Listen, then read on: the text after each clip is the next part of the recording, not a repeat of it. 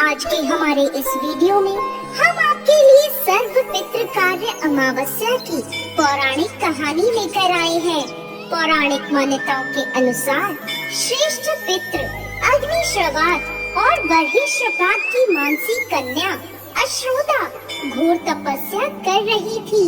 वह तपस्या में इतनी लीन थी कि देवताओं के 1000 वर्ष बीत गए। उनकी तपस्या के तेज से पितृलोक भी प्रकाशित होने लगा। प्रसन्न होकर सभी श्रेष्ठ पितृगण अश्रोदा को वरदान देने के लिए एकत्र हुए। उन्होंने अश्रोदा से कहा, हे पुत्री, हम सभी तुम्हारी तपस्या से अति प्रसन्न हैं, इसलिए जो चाहो वर मांग लो। लेकिन अश्रोदा ने पितरों की तरफ ध्यान नहीं दिया। वह उनमें से एक अति तेजस्वी पितृ अमावसु को पलक झपकाए बिना निहारती रही। पितरों के बार बार कहने पर उसने कहा, हे पितृदेव, क्या आप मुझे सच में वरदान देना चाहते हैं? इस पर तेजस्वी पितृ अमावसु ने कहा, हे अश्रोदा, वरदान पर तुम्हारा अधिकार है, इसलिए निसंकोच होकर मांगो। अश्रोदा ने कहा, प्रभु, यदि आप मुझे वरदान देना ही चाहते हैं, तो मैं आपके साथ का आनंद चाहती हूँ। अश्रोदा के इस तरह कहने पर सभी पितृ क्रोधित हो गए। उन्होंने अश्रोदा को श्राप दिया कि वह पितृलोक से पतित होकर पृथ्वी लोक पर जाएगी। पितरों के इस तरह श्राप दिए जाने पर अश्रोदा पितरों के पैरों में गिरकर रोने लगी। इस पर पितरों को दया आ गई। उन्होंने कहा, अश्रोदा, तुम पतित योनि में श्राप मिलने के कारण मत्स्य कन्या के रूप में जन्म लोगी। भगवान ब्रह्मा के वंशज महर्षि पराशर तुम्हें पति के रूप में प्राप्त होंगे।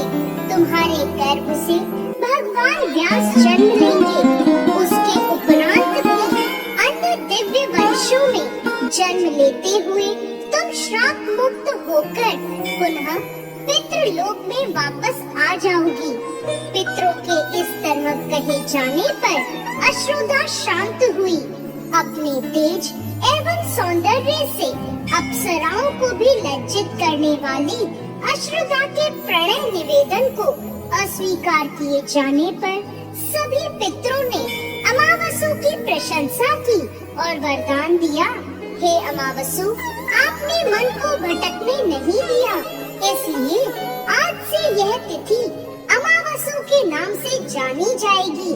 ऐसा कोई भी प्राणी जो वर्ष में कभी भी श्राद्ध तर्पण नहीं करता है, अगर वह इस तिथि पर श्राद्ध करेगा तो उसे सभी तिथियों का पूर्ण फल प्राप्त होगा।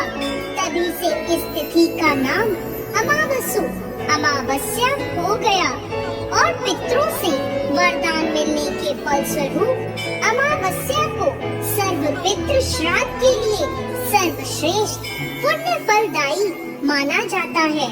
एक कथा के अनुसार महाभारत काल में महावीर कर्ण हर रोज गरीबों और जरूरतमंदों को स्वर्ण व कीमती चीजों का दान करते थे।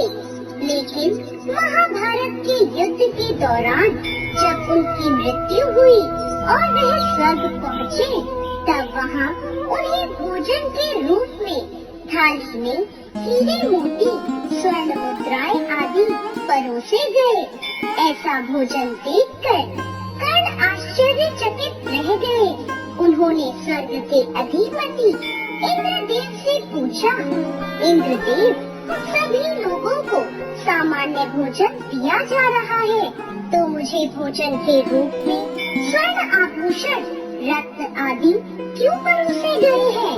कर्ण का यह सवाल सुनकर इंद्रदेव बोले, हे कर्ण, इस बात में कोई संदेह नहीं है कि धरती पर आप सबसे बड़े दानवीरों में सर्वोपरि थे।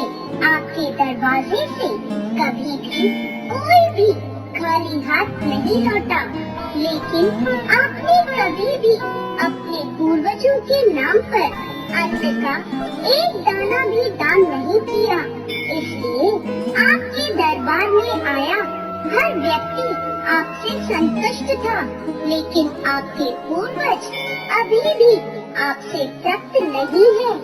इसीलिए आपने धरती पर जिन चीजों का दान किया, स्वर्ग में आपको भोजन के रूप में वो चीजें परोसी गई हैं। तब महावीर कर्ण ने इंद्रदेव से इस समस्या का समाधान पूछा।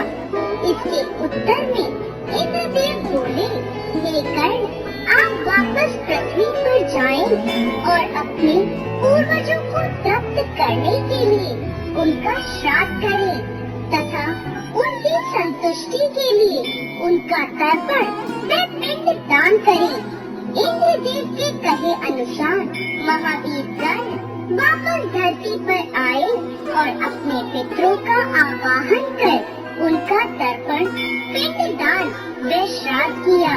और जिस समय उन्होंने यह श्राद्ध किया, उस वक्त सूर्य कन्या राशि में था और ऐसा माना जाता है कि जिस समय सूर्य कन्या राशि में होता है, उस समय चंद्रमा धरती के सबसे करीब होता है और पूर्वजों का पितृलोक चंद्रलोक के बिल्कुल ऊपर है।